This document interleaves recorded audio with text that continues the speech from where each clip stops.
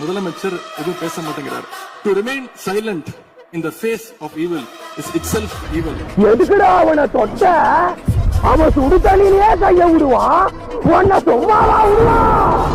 மாண்புமிகு எதிர்க்கட்சி தலைவர் பேசும்போது நிறைய பேசினாங்க. அதுல ஒண்ணு மட்டும் நம்மள இன்டைரக்டா ஈவில் அப்படின்ற அந்த வார்த்தையை யூஸ் பண்ணாங்க. ஈவில்ஸ்னு டெவில்ஸ் பேசக்கூடாது.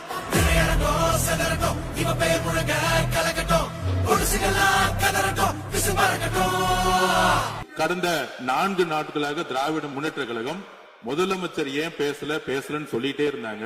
இன்னைக்கு பேச ஆரம்பிச்ச உடனே